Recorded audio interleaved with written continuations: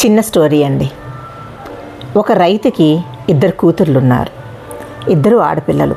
చాలా కష్టపడి పిల్లల్ని పెంచి పెద్ద చేసి యుక్త వయసు రాగానే చక్కగా సాంప్రదాయ కుటుంబంలో ఇచ్చి పెళ్లి చేశారు. అయితే మొదటి అమ్మాయికి అతను మొదటి అమ్మాయి రైతుకి ఇచ్చి పెళ్లి చేశాడు. అంటే అతను కూడా ఫార్మింగ్ అది చేస్తుంటాడు, రైతు అనమాట. రైతు బిడ్డకిచ్చి పెళ్లి చేశాడు.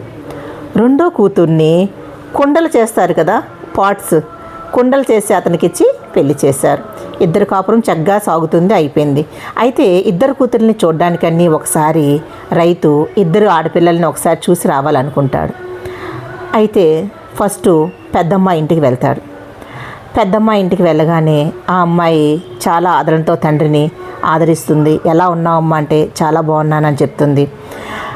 చెప్తూ ఏమంటుందంటే, నాన్న ఈసారి పంటలది వేసాము, వర్షం పడితే బాగుంటుంది నాన్న, వర్షం పడితే మాకు కష్టాలు తీరిపోతాయి, పంట బాగా దిగుమతి అవుతుంది, మా కష్టాలన్నీ తీరిపోతాయి, నువ్వు మా గురించి ఏం చేస్తావంటే వర్షాలు పడమని ప్రార్థించు నాన్న అంటుంది.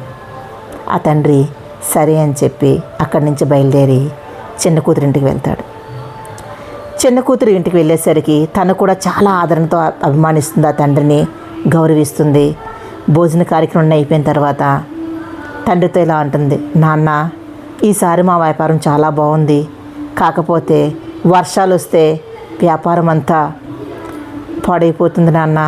ఎందుకంటే కుండలు కొత్త రకరకాల కుండలు చేసాము, బాగా ఎండ వచ్చిందంటే మా వ్యాపారం బాగా సాగుతుంది, మా కోసం ఈసారి ఎండలు బాగా కాయాలని దేవుని ప్రార్థించు నాన్న అంటుంది.